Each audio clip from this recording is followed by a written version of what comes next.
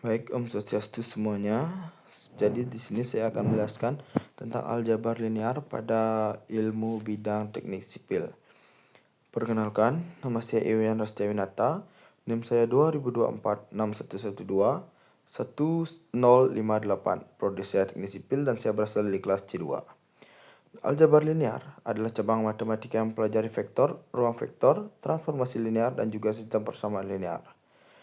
Nah, aljabar linear ini penting karena merupakan konsep dasar untuk lebih maju. Dan yang pertama yaitu ada vektor. Nah, vektor ini dapat dipresentasikan sebagai daftar angka dalam suatu koordinat ataupun objek matematika yang memiliki arah dan panjang. Nah, contohnya yaitu jika ada dua vektor A sama dengan A1, A2, A3 dan B sama dengan B1, B2, B3.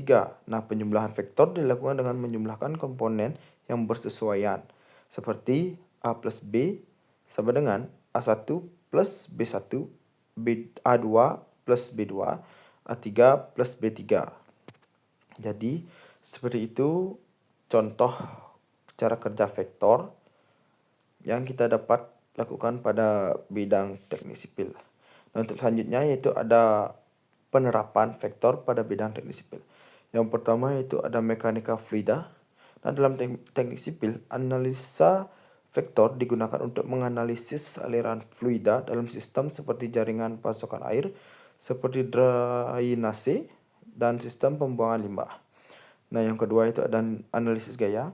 Analisis vektor digunakan untuk menganalisis dan menghitung gaya yang bekerja pada struktur seperti jembatan, gedung, dan bendungan. Dan yang ketiga yaitu ada analisis struktural yang digunakan untuk menganalisis distribusi pada elemen struktural yang sangat penting untuk merancang struktur yang aman dan juga efisien. Nah, yang kedua yaitu ada ruang vektor.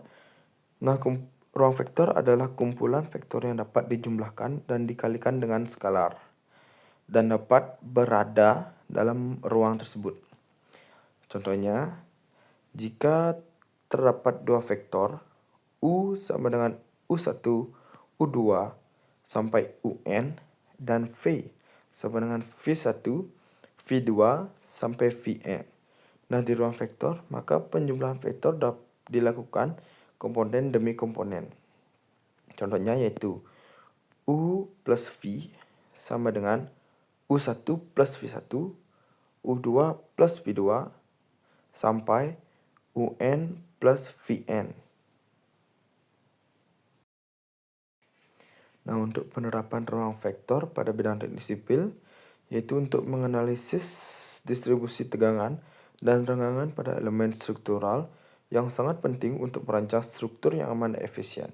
Yang kedua itu merepresentasikan besaran teknik yang memiliki besar dan arah seperti gaya, perpindahan, kecepatan, dan percepatan.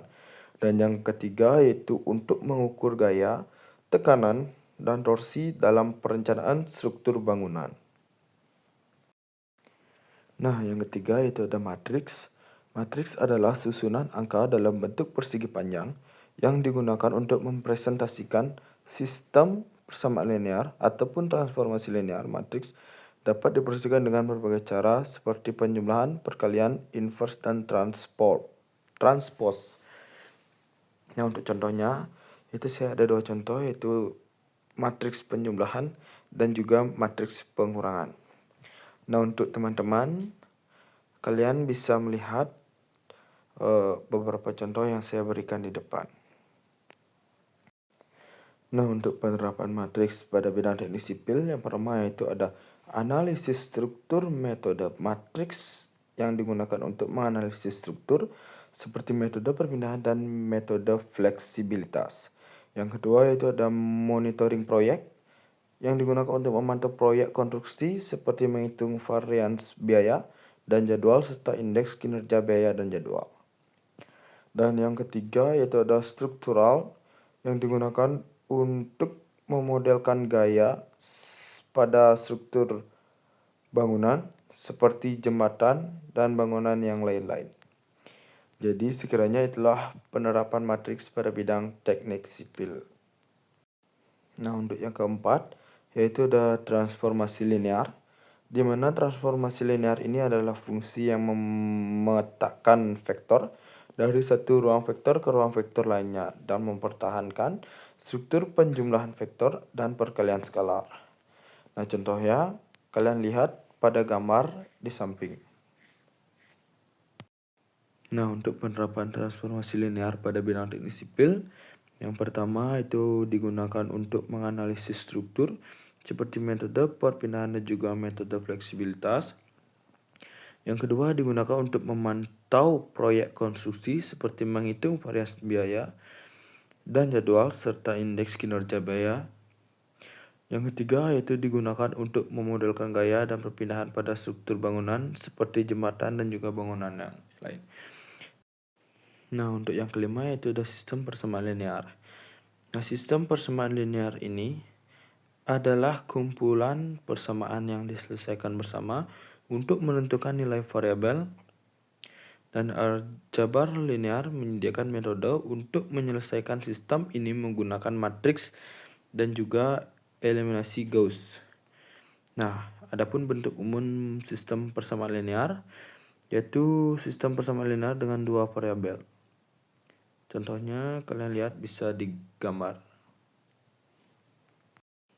Nah, untuk selanjutnya yaitu ada penerapan sistem persamaan linear pada bidang teknik sipil. Yang pertama yaitu sistem persamaan linear digunakan dalam teknik sipil, khususnya teknik struktur, karena analisa struktur dalam kesetimbangan melibatkan banyak persamaan dengan beberapa variabel yang tidak diketahui.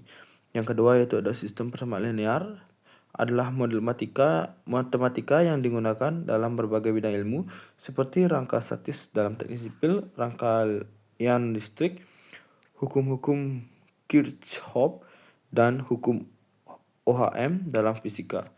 Yang ketiga yaitu persamaan linear digunakan dalam analisis struktur, analisis rangkaian listrik, sistem kontrol, dan juga masalah optimasi, serta berbagai aplikasi lainnya.